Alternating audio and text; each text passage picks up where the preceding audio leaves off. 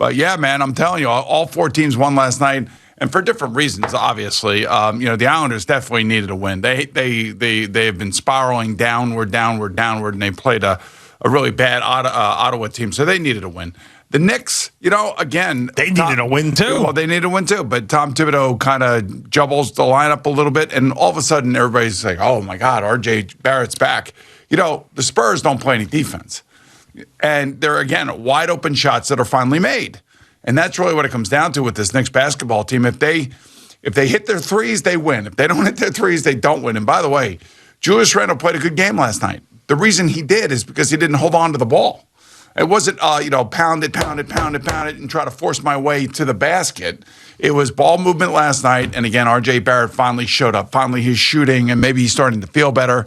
They inserted Nerlens Noel into the lineup, and then they brought Mitchell Robinson off the bench. And he was talking about something about how he's in the weight room and getting too big and getting gassed too quickly and all this other stuff. And I guess Thibodeau said when you're going to come off the bench, it seemed like Mitchell Robinson was happy about that. So when you win a game against a bad team, you're supposed to win, and it's supposed to look like that. And that's the kind of the Knicks team that we were hoping we were going to see that has already lost to a number of teams that they shouldn't have lost to.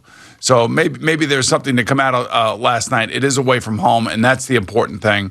And they got to win, and that's all that matters. I mean, it's just like, for New England on Monday night. It doesn't matter what it looks like. Just come away with a win, because at the end of the year, when you get to game 17 and you finally get your final record, and whether it's 10-7 or 12-5 or 13-4, you're just going to look at that as another win. It doesn't matter how you win, just win.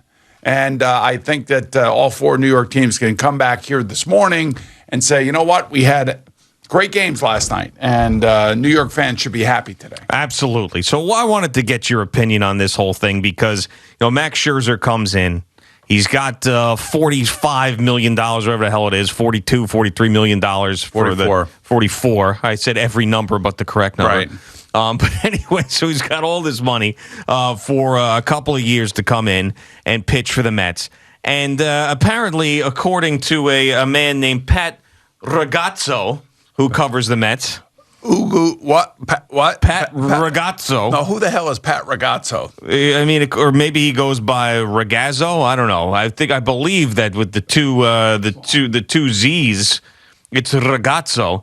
Pat Ragazzo. He's a verified account. Okay, he's verified. I like that. He's a blue check guy. He's a blue check guy. My blue check guy says what? He says... And where is he on the Heyman scale, by the way? On the Heyman scale, if Heyman is a 10, where is Ragazzo? Yeah. I'm not sure where. I would say he's probably middling. Middling on the Heyman scale. Like middling? You think Mets beat reporters, what do you think? You think Puma first? Mike Puma, yeah. You think Puma? You think Martino? Martino? You think DeComo? DeComo. You think of those guys? You don't go Ragazzo Everybody first. Italian who covers this? I guess so. Yeah, I mean, all right.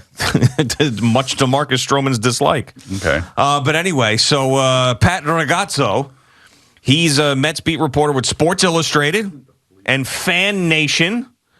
And he's got a whole page here, si.com/MLB/Mets.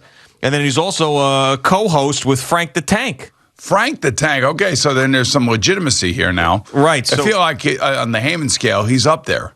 Yes, he's more than middling. That sounds more than middling, and he has it from a source that Scherzer would like Buck Showalter. Look, you can't go wrong with Buck Showalter. We talked about this yesterday ad nauseum. Did we? I felt like we did a segment on it. But I felt like, I don't know, we were talking about Brad Ausmus. We were talking about Joe Espada. We were talking about Buck Showalter. Is there anybody else you like? Quattario? I don't know enough about him. Right, we don't know enough about him. We all know who Buck Showalter is. Yes. Everybody around here knows Buck.